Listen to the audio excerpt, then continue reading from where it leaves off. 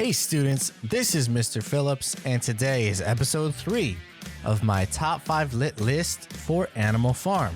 Just sit back and relax. Let's talk about the top 5 things I think you should know from chapters 6 and 7.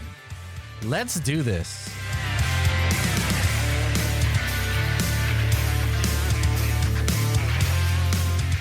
Starting things off, this episode has some crazy music because some crazy things are happening, but I want to talk about propaganda for a moment. It's our main focus moving forward, as that is what Napoleon is using and the other pigs are using to keep control of all the other animals. It's about self-governance for the pigs. It's about deception for exploitation. And there's so much that we can talk about, but propaganda is the way that they are getting through. Now, there are 5 types of propaganda that we will talk about a little bit later, but I kind of want to let this episode speak for itself. So let's go ahead and jump right in to the list. First on the list, number 5. At number 5, there is a man called Mr. Whimper, and Mr. Whimper is number 5. He's what I like to call the middleman. He's the go-between for Napoleon and the other farmers. How did this come about? I thought that the pigs and the animals thought that they shouldn't need humans for anything. Well, things have changed. It's been a hard winter for the farm, and they need some supplies that they can't make on their own, which makes sense, right? They can't make like iron out of the ground for horseshoes and some other things like that. So they do need to start thinking about trade and working through their economy. And Mr. Whimper is a guy who sees that they're going to need some help and early on contacts Napoleon. We don't really see that scene, but it's kind of explained to us that he sees an opportunity to make himself some money. And so he talks to Napoleon, and every Monday, Mr. Whimper comes to the farm and they begin trading through Mr. Whimper. And this is important for a couple reasons.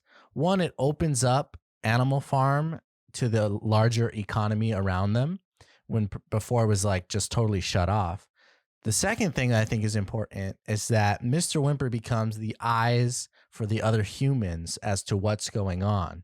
And the pigs know this, Napoleon knows this, and so they pretend when Mr. Whimper comes that things are a lot better than they seem. They pretend to have more food, they pretend to be happier, all for show, so that Mr. Whimper can use that and give Animal Farm a more positive influence in the region. And so that's why I have him at number 5. He's kind of a smaller character, but important just to the overall structure. At number 5, we have Mr. Whimper.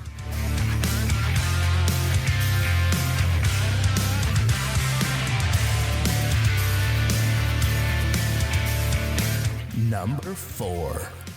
At number 4, I have an important moment to the history of Animal Farm, and that is the pigs move in to the farmhouse.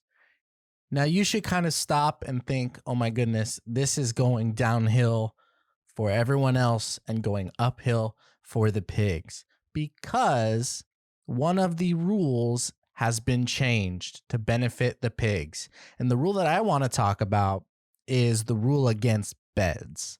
Now, the other animals think it's pretty strange when the pigs move into the farmhouse, but they notice and have been told that that's where they're sleeping. And so they say, I thought there was a rule against making beds.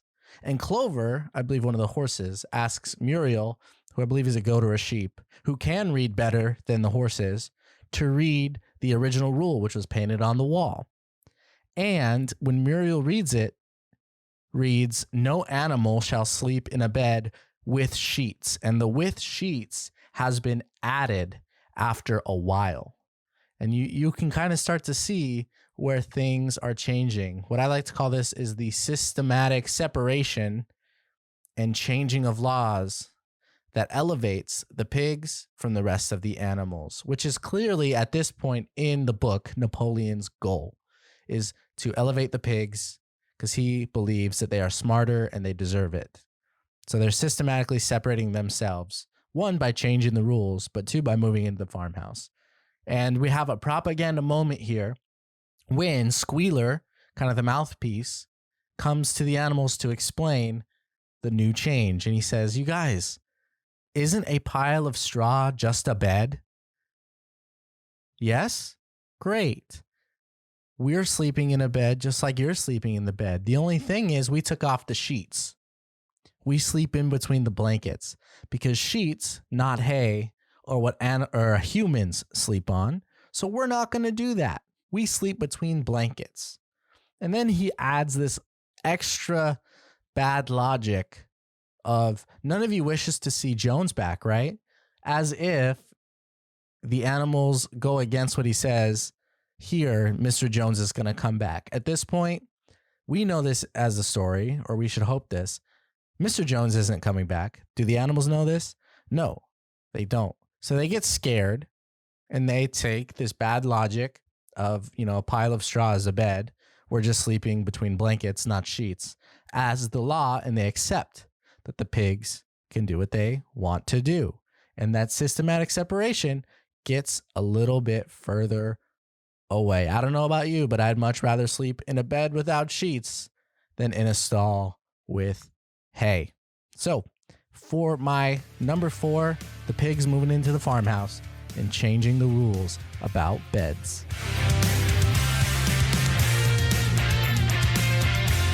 Number 3. For number 3, we have the windmill in ruins. I want you to picture this. It's a stormy night. The wind is blowing. You've been working very, very hard on a project and it's outside. Maybe it's like a homecoming float, or maybe it's a windmill. All right. And you're really excited about this. It's a stormy night. You hear a big crash and you run outside to see what's going on. This is the scene for, I believe, chapter 6. And all the animals run out to the windmill and they see that it is completely demolished. It's not clear how this happened. It doesn't tell us what happened. All we know is that it's destroyed. And Napoleon looks distraught. He's investigating, and he soon blames Snowball for destroying the windmill. He even says that they found some pig footprints by the gate where Snowball can get in and out. And so it's behind this, not the tragedy of the windmill, but the blaming of Snowball and this blame placing, that the animals rally together and decide, hey, we're going to build it taller and stronger, even though it's the middle of winter, even though we worked so hard on it and this is so hard on us. Boxer is the guy. He's like, if Napoleon says it's right, I'm going to work harder. And that's the animals rallying cry. Interestingly enough, Boxer here is a little bit of an enabler and almost propaganda himself, not really being able to think what he's doing. But it's really, really sad for him and the animals that all their hard work has gone for nothing, and this windmill is destroyed, which is a big deal moving forward. So number 3, the windmill in ruins.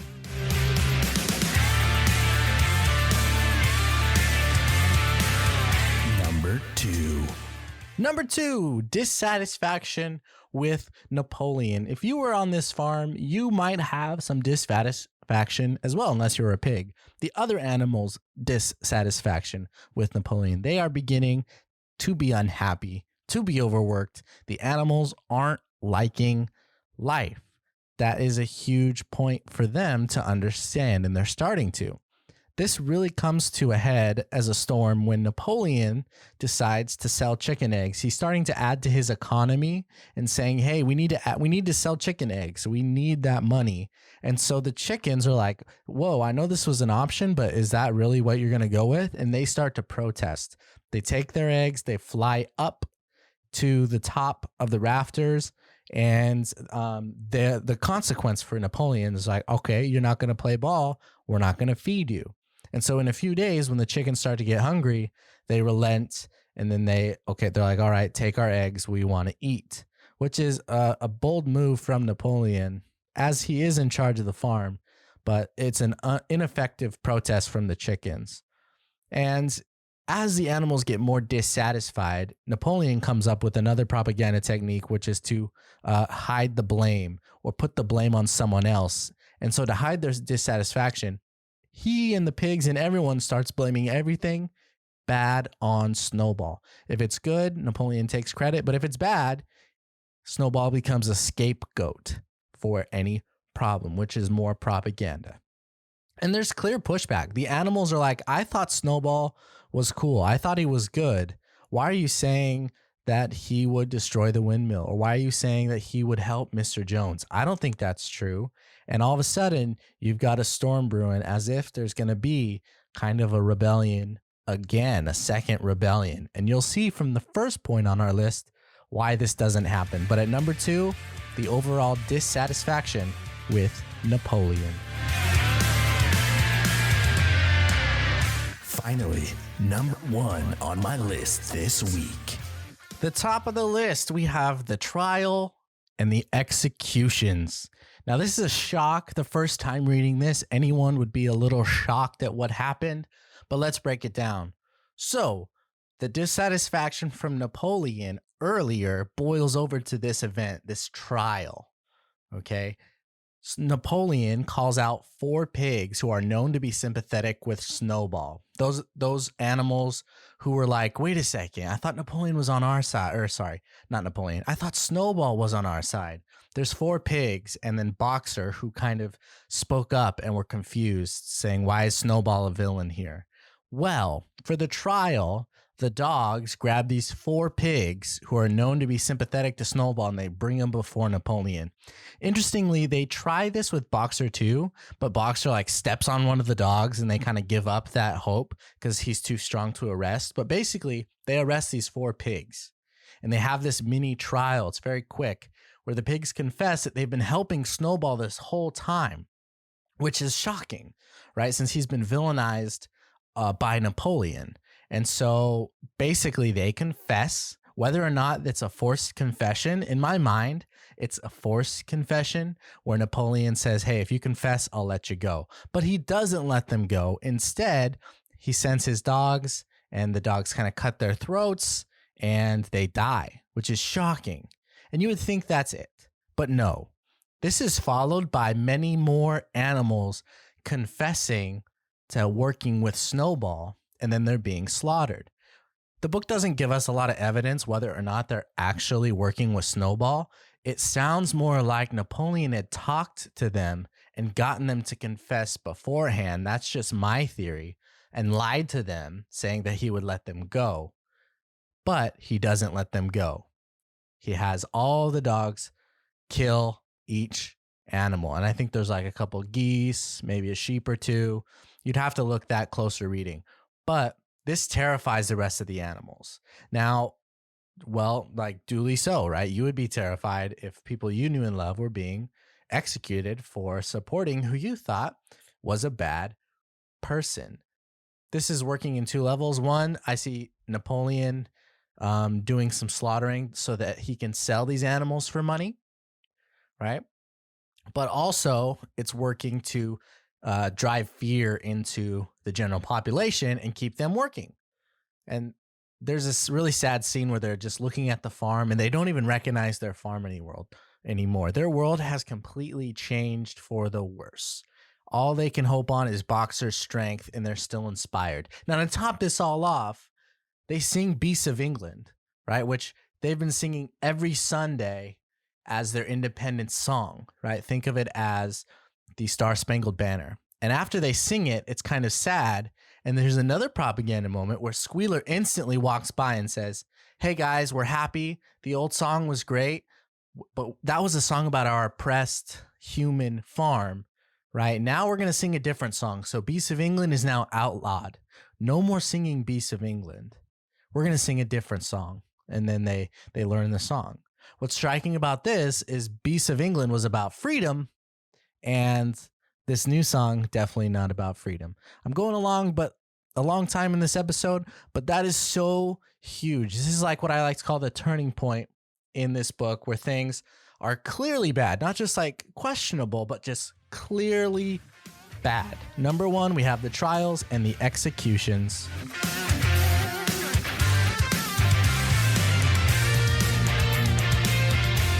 Wow, gotta love that music. All right, now it's time for the call to action. Do you see any parallels to the real worlds, and there's some interesting ones here, right? Do you see a Mr. Whimper who is opportunistic and is kind of like a middleman? Do you see what happens when the pigs move to the farmhouse and they systematically separate and change laws so that they are better than others? Is there like a project or something that stands so big in your minds that if it was destroyed, like socially, that would just be so devastating, right? To me, like our freedom right now. Are we actually free? Like that's something that's being kind of destroyed at the moment by COVID. So maybe that's a parallel there. Dissatisfaction with a ruler, right? Do you see that in real life in countries all over the world? Trials and executions. This one's kind of interesting, but think of it as the propaganda it takes to control the herd, as it were, or the animals. Well, look for those questions on the survey. That's all I got today. Thank you so much for listening. We're wrapping this up at about 16 minutes, but let me know if you have any questions. Have a great day, guys.